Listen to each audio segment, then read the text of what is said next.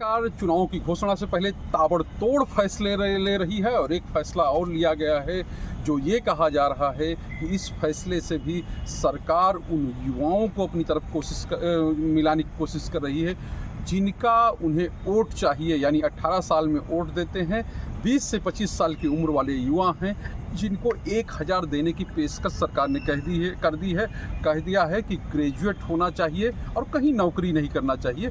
यानी कि अब ऐसे युवा जो बेरोजगार हैं, नौकरी की तलाश में हैं, उनको 2 साल तक बिहार की सरकार जो है 1,000 रुपये महीने देगी।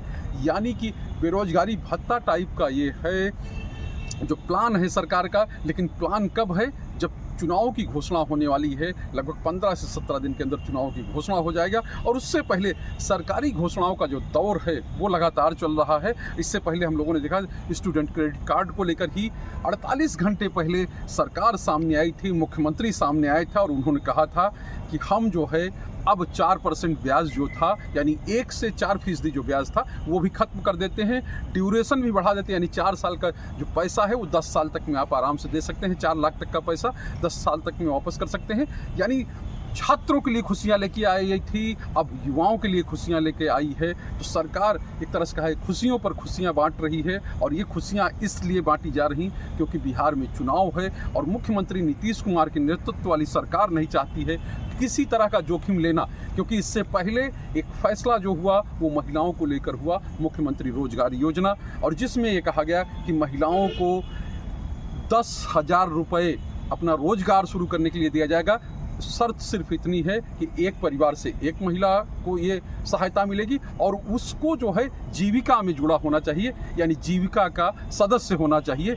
ये सरकार ने कहा था। तो आप समझिए कि किस तरह की चीज़ें जो है वो चल रही हैं, कैसे सरकार जो है चीज़ों को ऑन कर रही है, किस तरह से अपने वोट जो है बढ़ाने की दिशा में काम कर रही है। ये सब चीज़ें इसलिए हो रही हैं या इसलिए की जा रही हैं क्योंकि सामने चुनाव है और चुनावों में जब लोग खुश होंगे उनको लगेगा कि हमारा काम सरकार ने कर दिया है, हमारे काम की सरकार है, तो सरकार के काम के आधार पर ही वोट देगी। लेकिन सवाल ये है कि जिस तरह से बिहार जातीय कहे कि गुटों में बटा हुआ है, जातीय समीकरणों में बटा हुआ है, ऐसे में सरकारी जो योजनाएं हैं, क्या इन योजनाओं का असर वोटरों पर पड़ेगा? क्या ताबड़तोड़ जो फैसले लिए जा रहे हैं, क्योंकि इस तरह के फैसले पिछले 20 साल में बिहार के सबसे ज़्यादा समय तक मुख्यमंत्री रह चुके हैं नीतीश कुमार, अब तक उन्होंने कभी भी इतने बड़े और इतने ताबड़तोड़ फैसले नहीं लिए। और पहली बार ये है कि इस तरह के फैसले लिए जा रहे हैं और फैसले लिए ही नहीं जा रहे हैं, कैबिनेट होती है, उन पर अमल किया जाता है, यानी उनको पास किया जाता है। और अब ये कहा जा रहा है कि इसी महीने में, यानी 12 दिन बचे हैं और इसी महीने के अंदर ही लगभग 1 करोड़ महिलाओं के खातों में 10-10 हज़ार रुपये भेज देना है। अब जो 2 फैसले हुए हैं अभी, ये भी माना जा रहा है कि जो अगली कैबिनेट की बैठक होगी उसमें इन पर मोहर लग जाएगी, यानी जो बेरोजगारी भत्ता जिसको कह सकते हैं उस पर, और दूसरी बात ये है स्टूडेंट क्रेडिट कार्ड पर।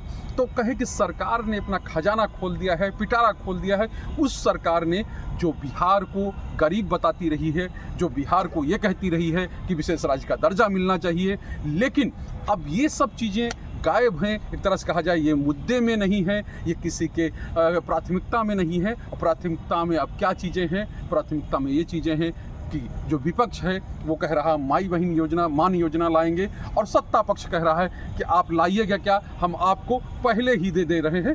तो यही कसमकस, यही जद्दोजहद जो बिहार में चल रही है और इसी के तहत घोषणा हो रही है। अभी के लिए इतना ही, आगे फिर मिलेंगे, तब तक के लिए नमस्कार।